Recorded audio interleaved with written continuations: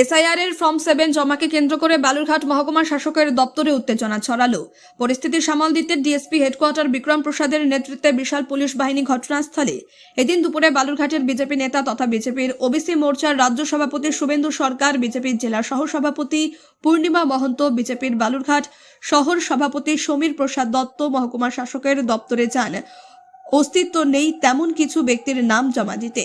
অপরদিকে তৃণমূলের বালুরঘাট শহর সভাপতি সুভাষ চাকি, বালুরঘাট পৌরসভার চেয়ারম্যান সুরজিৎ সাহা সহ তৃণমূলের অন্যান্যদের বিরুদ্ধে সেই ফর্ম জমা দিতে বাধা দেওয়ার অভিযোগ উঠেছে। বিজেপির অভিযোগ, মহকুমা শাসকের দপ্তরে জমা দিতে গেলে সেখানে বিরোধী দলের নেতাকর্মীরা মহকুমা শাসকের ঘরে দীর্ঘক্ষণ বসে থেকে মহকুমা শাসকের কাছে আমাদের ফর্ম জমা দিতে ব্যাঘাত ঘটায়। তৃণমূলের পক্ষ থেকে দাবি করা হয়েছে একজন একটি ফর্ম জমা দিতে পারবেন, একজন একসাথে অনেকগুলি ফর্ম জমা দিতে পারবেন না। দুপক্ষই নিজের অবস্থানে থাকায় বালুরঘাট মহকুমা শাসক দপ্তরে আপাতত ফর্ম 7 জমা নেওয়া বন্ধ রয়েছে। ঘটনার অপ্রীতিকর পরিস্থিতি এড়াতে ডিএসপি হেডকোয়ার্টার বিক্রম প্রসাদের নেতৃত্বে বিশাল পুলিশ বাহিনী পৌঁছায়। 10টার বেশি কেউ বাল্ক জমা দিতে পারবে না, কিন্তু আবার ব্যক্তিগতভাবে ধরুন আমি সুভাষ চাকি, আমি আমার পরিবারের 5টা পিটিশনও জমা দিতে পারি। আমার পরিবারের বাইরে আমি কাউকে এক বাল্ক গুচ্ছ আমি দিতে পারবো না, আইনে পরিষ্কার বলা আছে। এবং যার জন্য পরিষ্কার করে দিয়েছেন আমি আপনাদেরকে যথার্থে জানাচ্ছি।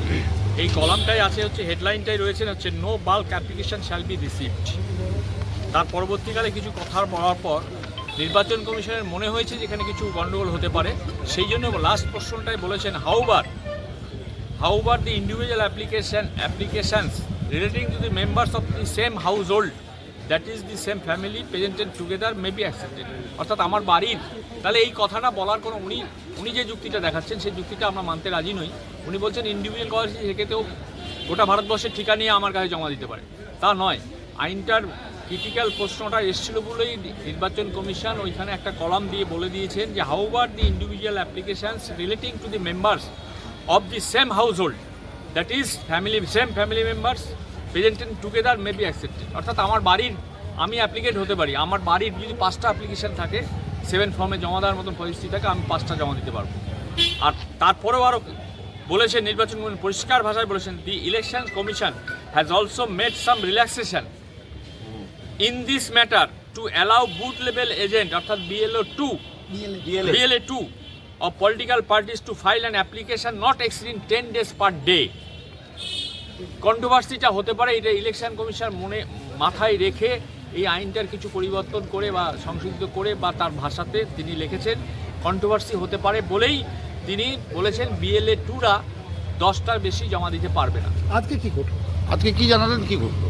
আজকে আমরা এসডি সাহেবকে বললাম, এসডি সাহেব আমাদের শুনলেন, তাকে আইনটার সম্বন্ধে নিয়ে তার সঙ্গে কথা হলো, তিনি কাজটা স্থগিত রেখেছেন। বললো আমি সুপিরিয়রদের কাছ থেকে অপিনিয়ন সিক করি, তারপরে আমি বলবো।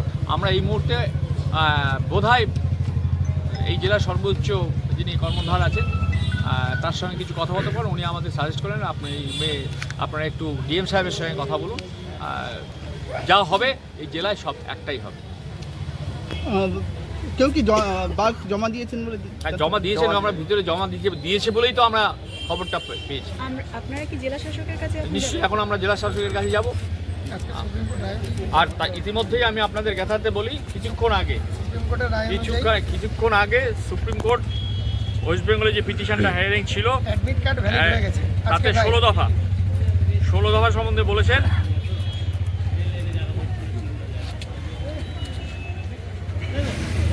এসআইআর হিয়ারিং নিয়ে নিম্ন কাগজগুলি নিয়ে আসবেন।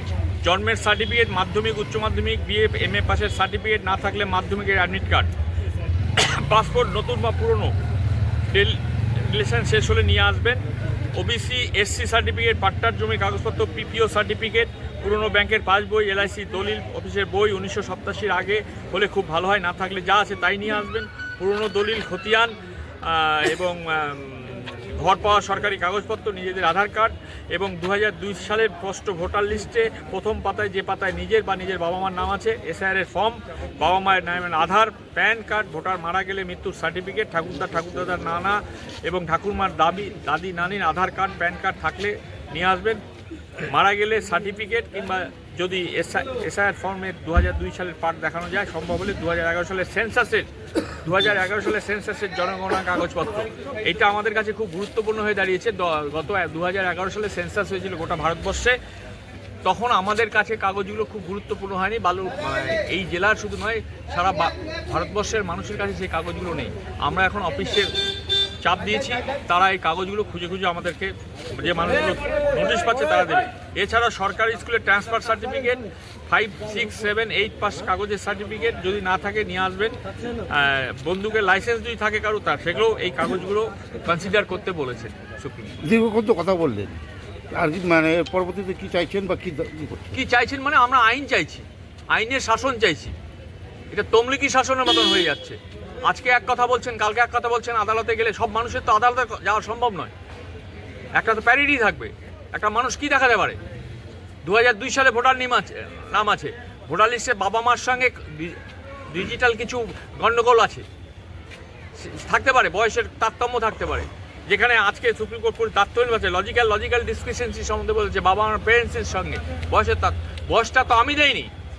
আপনাদের আগেও বলেছি, এখনও বলছি, এই বালুরঘাট শহরে 298 বছর দেখা যাচ্ছে ভোটার কার্ডে লেখা আছে। সেটা কি আমরা লিখেছি না তাদের প্রিন্টে যারা করেছেন তাদের ভুল? তারপর নামের স্পেলিংয়ের কোনো গণ্ডগোল হলে সেটাকে বাতিল তালিকায় ফেলা দেওয়া হচ্ছে। সুতরাং এটা তমলিকি শাসন চলছে, এটা চক্রান্ত করে বাংলায় একটা বিশৃঙ্খলা সৃষ্টি করার চেষ্টা করছে। যারা প্রকৃত ভোটার, সত্যিকারে এই দেশের মানুষ, এই দেশে জন্ম হয়েছে, কাগজপত্র নেই, কেন তার ভোটার লিস্টে নাম আসবে না? এই কৈফিয়তটা কে দেবে? নির্বাচন কমিশন দেবে না সরকার দেবে? এই প্রশ্ন আজকে আমাদের কাছে আছে। আপনার কাছে কিন্তু প্রকৃত ভোটারের যাতে নাম না কাটা যায়, একটারও নাম কাটা যাবে না। যতক্ষণ পর্যন্ত তৃণমূল কংগ্রেস থাকবে, মমতা বন্দ্যোপাধ্যায় থাকবে, অভিষেক বন্দ্যোপাধ্যায় থাকবে, বাংলার প্রকৃত ভোটারের একটা নামও কাটা যাবে না। দেখুন, নির্বাচন কমিশনের গাইডলাইন অনুযায়ী 7, 6 সব রকম ফর্ম জমা দেওয়ার অধিকার প্রতিটি নাগরিকেরই আছে। শুধু দেখার বিষয় যে সংশ্লিষ্ট বিধানসভার তিনি ভোটার কিনা। আমরা বেশ কিছু বাংলাদেশি ভোটারকে চিহ্নিত করতে পেরেছি, আমাদের মনে হয়েছে। তো আমরা সেই জন্য তাদের বিরুদ্ধে আমরা ফর্ম 7 জমা করতে এসেছি। তো স্বাভাবিকভাবেই সংখ্যাটা অনেক বেশি আছে। আমরা যারা সই করেছে সেই রকম তারা 10, 20, 50, 100 করে নিয়ে এসছে। কিন্তু আমাদের বিপক্ষ দল থেকে বলা হচ্ছে যে এইরকম নাকি কোনো সিদ্ধান্ত নেই, নির্বাচনের কমিশনের নেই। সেই কারণে মাননীয় যিনি এসডিও সাহেব রিটার্নিং অফিসার আছেন তিনি নিতে পারেন না, এই বলে বাধা দান করেছেন। আমাদের ফর্ম কিছু নেওয়া হয়েছিল এবং নিতেও তিনি ইচ্ছুক। আমার সামনে, ওদের সামনেই তিনি বলেছেন যে আমরা ফর্ম নিতে ইচ্ছুক, কিন্তু তারা বাধা দান করেছেন। এমত অবস্থায় আমরা বসে আছি, বলেছি আমরা ফর্ম জমা করব। কোথায় বলা আছে ফর্ম জমা করার অধিকার একজন নাগরিকের নেই? যতক্ষণ না ফর্ম জমা নেবে ততক্ষণ আমরা এসডিও সাহেবের ঘরেই থাকবো। আপনাদের কতজনের বিরুদ্ধে অভিযোগ? আপনার কাছে এইরকম নির্দিষ্ট কিছু নেই। দেখুন, আমরা মনে হয়েছে এরা বাংলাদেশি। কত সংখ্যা? সেই সংখ্যা আমার কাছে সঠিক তথ্য নেই, কিন্তু এখন অবধি এনেছে 2-3টে ফাইল আছে। এই সংখ্যা কত হবে আমারও জানা নেই, কিন্তু আমরা বাংলাদেশিদেরকে বলছি, স্থানীয় কোনো ভোটারের বিরুদ্ধে আমাদের কোনো অভিযোগ নেই। তো নির্বাচন কমিশনের কাছে আমরা দরখাস্ত করছি। হ্যাঁ, বাংলাদেশি কারা সেটা আপনারা বুঝবেন, বাংলাদেশি কাদের বলা হচ্ছে, অনুপ্রবেশকারীরা। তো সেই জন্য আমরা জমা করতে বলেছি, তিনিও নিতে ইচ্ছুক। আমাদের একটু অপেক্ষা করতে বলেন যে নেক্সট অর্ডার এম সাহেব কি বলছেন তার উপরে নির্ভর করছে। তো আমরা সেই জন্য বসে আছি। আমরা দেখলাম যে ফর্ম নেওয়া বন্ধ আছে। বাংলাদেশি বলতে আলাদা করে কিছু বলতেই হবে না। আমরা ভারতবর্ষের যে সংবিধান, ভারত সরকার যেটা পরিষ্কার করে দিয়েছে যে 2014 সালের 31শে ডিসেম্বর পর্যন্ত শরণার্থীরা সকলেই ভারতের নাগরিকত্ব পাবে। 2024 সালের যারা 31শে ডিসেম্বরে দেশে এসেছে তারা দেশে থাকতে পারবে।